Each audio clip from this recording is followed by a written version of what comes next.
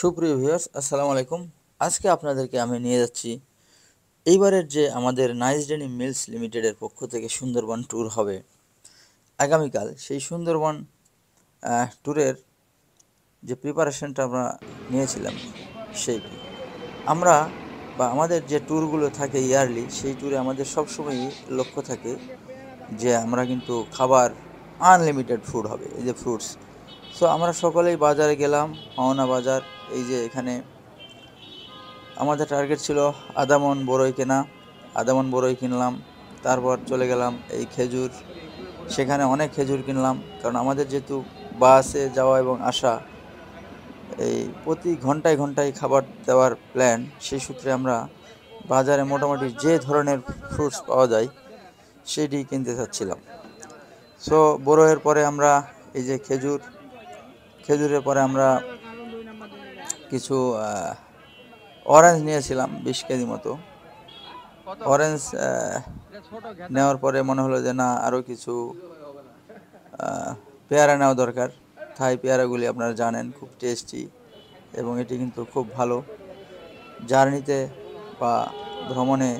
এই জন্য ফ্রুটস সবসময় বাড়তি আনন্দ দেয়, কারণ আমরা যে 60 ঘন্টা ট্যুর করব যাওয়া থেকে আসা পর্যন্ত, আমরা চাচ্ছিলাম যে সবসময় যেন আনন্দ এবং খাওয়া দাওয়ার মধ্যেই সবাই থাকতে পারে।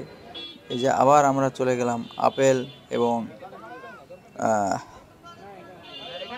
কমলার দোকানে, যে ভালো আরও কিছু আপেল এবং কমলা পাওয়া যায় কিনা। আগে তো 3-4 পদের কেনা হয়েছে, সো আপেলটাই বাকি ছিল, আর কমলা আরও কিছু বাড়তি।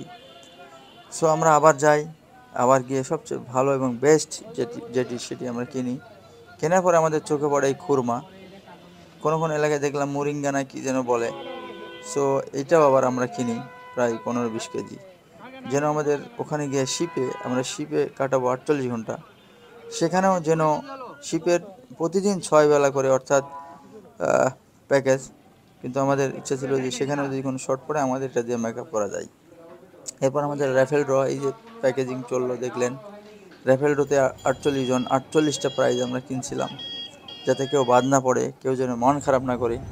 অতঃপর আমরা আমাদের প্রিন্টেড যে টি শার্ট এবং ক্যাপ পরিহিত অবস্থায় আমাদের বাসের দিকে রওনা দিতে থাকি, এবং অ্যাট লাস্ট বাসে উঠি 3টার দিকে নাইস ডেনিম থেকে। তারিখটি ছিল 23শে জানুয়ারি 2025। ইনশাল্লাহ দেখতে থাকুন।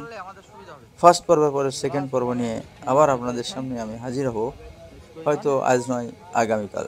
সবাই ভালো থাকুন। আসসালামু আলাইকুম।